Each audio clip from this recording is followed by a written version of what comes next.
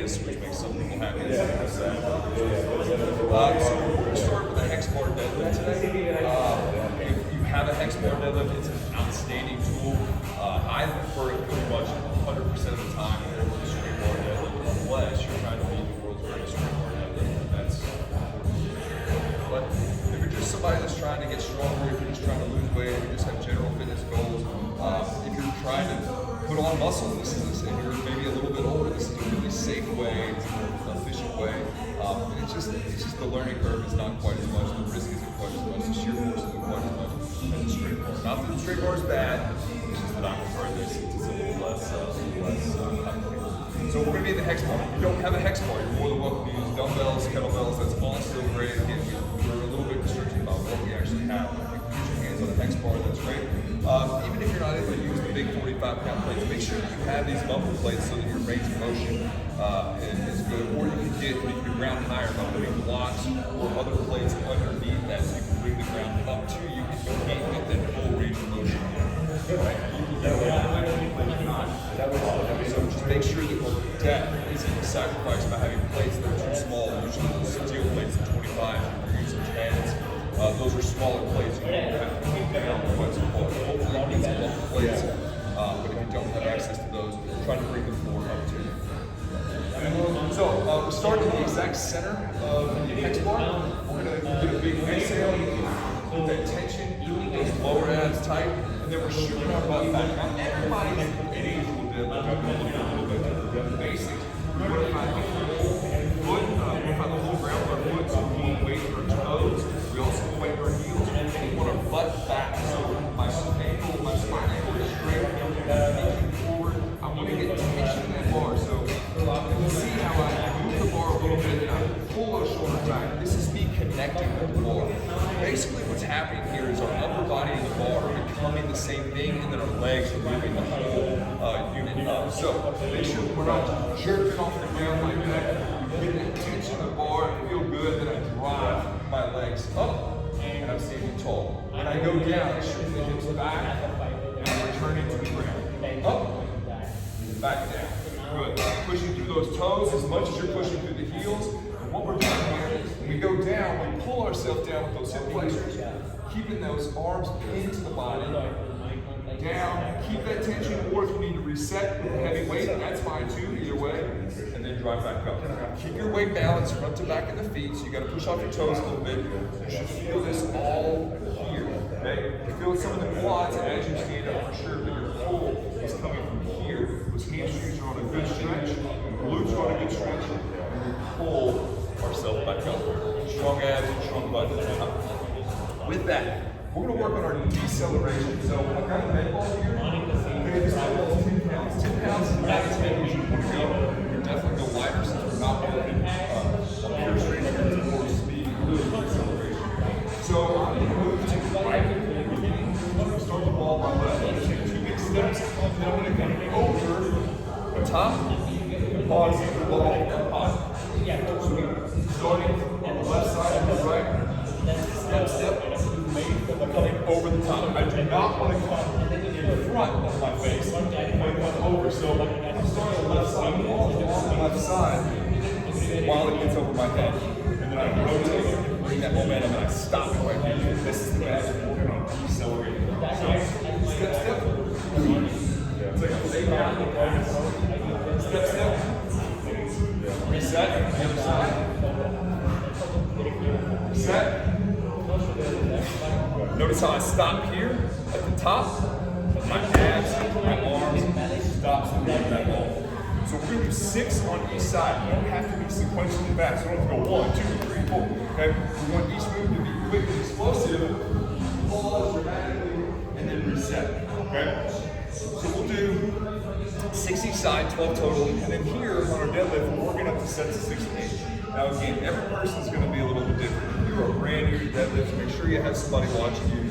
Make sure that you're getting somebody to coach you up. If you're starting to feel this in your low back, okay, maybe back off a little bit. Check how your bracing's doing in your core, okay?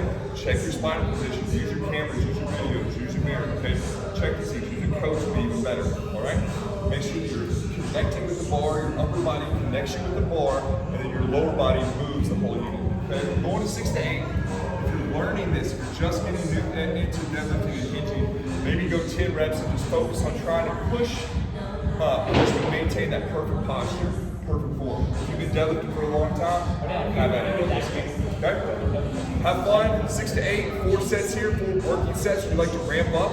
So again, do a light set, do a moderate set, do a challenging set, and then you're in your 4 working sets. Okay? And then we'll go here. We have 4 sets of 6 each side, 12 total. For our second round in this workout, we're going to be doing a hollow body press. So my low back, my butt, my hips are on the ground. I'm in a basic hollow body. I've got 1 dumbbell, okay? My off arm is going to be out to the side helping me fight the rotation. And I'm going to press straight up and I'm pulling straight down. Press straight up, pulling straight down. I keep my forearm vertical and I make sure that this kettlebell is over, or the dumbbell is over my chest. It's not back here towards my head, all right? I also want to make sure that I'm not squeezing from my neck. I want to crunch, a little bit of spinal flexion, so I'm rounding my spine a little bit to hold that crunch. Legs are up, this is my basic hollow body.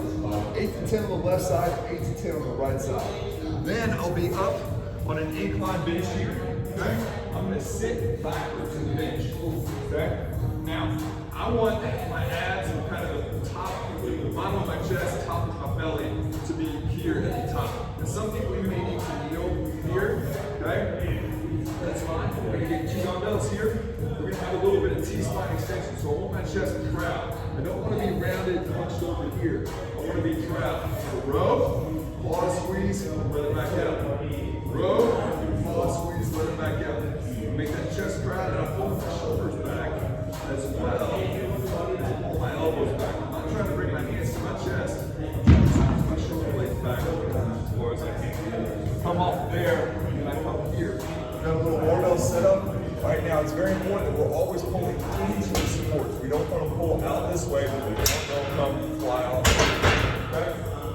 TRX works great for this as well. Any sort of kind of chest height support that you can row. So if you just have stick, put it between you got a down rod here, whatever you need. You don't have a barbell. Okay, so we're going to lean backwards on a 45-degree angle, arms extended. We're going to rip up, catch at the top, and then let it out gently. Rip up, catch at the top, let it out gently. Rip up, catch, let it out gently. This is important. It's a little plyometric. Catch at the top, so my body's at the top and I control this leg. Play with some grips. Go close, go far, none of it's wrong. Just keep playing with different grips, it's all good. We're gonna do 15 here. So we have a hollow body, and we're doing 8 to 10 each side, really making sure you're in that good hollow body position and that you're fighting that temptation to roll over towards that weighted side. We have our reverse incline here. We're gonna row. We're gonna little pause at the top. We're gonna retract those shoulders. You don't want that shoulder to dump forward. So when we're in that position, we do not want our shoulder to dump forward like that. We want to retract that shoulder, make that chest proud. Extend here, row back. Okay? Not worried about where the hand goes towards the body. Worried about bringing that shoulder and elbow back. Okay? And we have our plyo pulls here. 15 of them. Remember, little plyo pull, catch at the top, and then let it out. All right, so we're gonna take this game outside a little bit. If you don't have anywhere outside to do this, you can also replace these lateral wall throws with just a ball throw straight down. That's fine too. Sandbag, sandball, whatever you have. I've got the TRX sandball. This thing's great. So when I throw this, it's just gonna hit the wall and it's gonna die. I don't have to worry about it bouncing back at me. So we're gonna start away from the wall. We're gonna load this outside hip. We're gonna take 2 big steps this way, step, step, and use that momentum to launch and throw. My hands will be pointing right towards my target. Okay, so go as hard as I can, get the ball, I reset.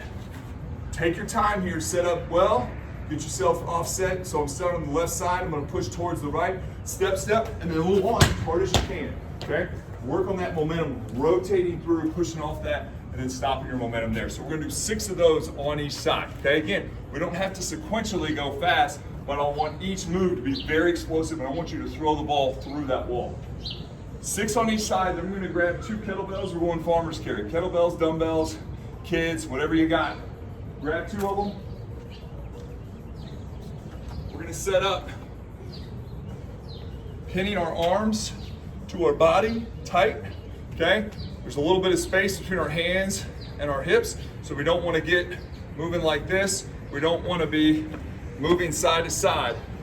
We want to start back, shoulders back, nice controlled walk, okay? And we have to turn, make that turn quick, okay? And then we're walking in a nice straight line, not letting the kettlebells swing around, not letting them pull us around, making sure that we're having a good stride. This is a great time to kind of touch in with your stride where we're doing the heel strike, rolling onto the toes, and then pushing off that big toe. Roll to the outside of the toes, and then push off. We're walking here, so that's why we have our heel strike. When we're running, we don't have that heel strike. So, you know, it's a little bit of difference. You should really kind of pay attention to your gait, and especially make sure, you've heard me talk in the last several videos about finding your big toe, and you just heard me say push off that big toe. Make sure that you're using that big toe. It's a huge game changer. It has consequences all the way up your line. It can really help you with your knee, hip, back pain too, something you wouldn't even think should be coming. So we're gonna go 6 med ball throws into the wall, step, step, throw. Again, if you don't have the wall, you can just slam it into the ground. If you don't have a ground, that's interesting. So then we're gonna take the kettlebells, we're gonna do a farmer's carry, 30 to 40 yards, bring it back, get you a sip of water, and let's go again. Okay, so for our last deal, we're gonna do sprints. Now, not sprints aren't for everybody. When I say sprint, it brings a lot of different ideas in people's minds. What I would love to do is if you have some sort of hill that you can get on, be it a big hill or a small hill, I want to try to run uphill sprints, okay? This is a lot safer for us. It's a lot less impact. It's self-regulating, so just you're like, I won't be able to run as fast. Great, cool. None of us are gonna run the fastest ever, so it kind of doesn't matter. We're gonna just try to run as fast as we can, and running uphill is gonna help us stay safe, provide a less risk for injuries. So let's try to run uphill if we can. Now, if running is not your jam, like, nope, Matt, not gonna do it, that's fine. Jump rope, if you can find a bike, an airdyne bike, that's fine too. I understand we may need to substitute things out for sprint. We talked about that before, that's totally okay. Push yourself though. The idea here is that we're going to try to touch our max heart rate, get near to 80, 90% of our max heart rate. That's what we want to get to. Okay, we want to have a systemic, holy crap, okay, that's what we're after. So if you're going to do the air bike, great. Let's try to go 20 seconds, max effort, 15 seconds all out. Like, you have to. You can't go harder than what you're going, okay? You know, whatever it is that you're doing, let's try to make it a very intense 20-second battle, okay? 15 to 20-second battle. I'm gonna assume we're gonna go through this like we're doing the sprints though, okay? So we're gonna do the sprint, we're gonna run about 30 yards, 40 yards, sprint as fast as you can. That's gonna equal about 15 to 20 seconds. Make sure you have plenty of space to decelerate. I also like it when you have room to accelerate. So instead of trying to just beat a starting line and go, I'd like you to kind of jog up to it, have a starting spot, accelerate through that. So the start and stops is the hardest part of this on your body. So you can accelerate gradually into the start and decelerate. Don't try to stop on a dime. Decelerate. Be dramatic with it. Take it long. So we'll do our sprint. When we come onto the ground, you can be it's a 6-point plank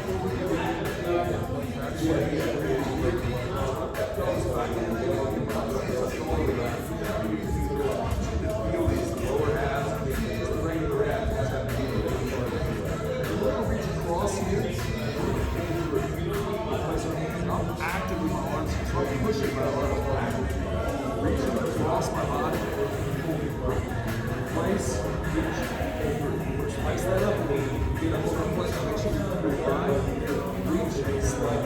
Now here, we just be doing sloppy things here, you can't just let those shoulders hang. You gotta be active, right? Shoulders in the hand, reach, very good. Place, reach. 12 of those total, 6 on each side. Really reach long, pull, place. Reach long, pull, place. So, we've got our sprint, come in here, we do our drag, we do 12. I want you to rest at least another 90 seconds, 2 minutes. I wouldn't go longer than 3, but if you need that 3rd minute, that's fine too. I want that heart rate to come back down. I want you to be ready to go for that sprint or that bike, whatever you're doing. I want you to be ready to go. So we'll take a little bit of extra rest here because we're trying to go at a more intense level, okay? So we're gonna try to do 4 sets of this. I understand it's the end of the workout. Try to get your 4 in. We've got 12 here total, 6 each side. 4 sprints. Again, if you can, try to go uphill. Easy into those starts, easy into those finishes, okay? Sprints are fine. We gotta make sure that we're doing it correctly and we're doing it intelligently, but they can really help us, again, with our getting our heart rate up. So everybody likes that big calorie burn on their watch, fine, that'll help you there.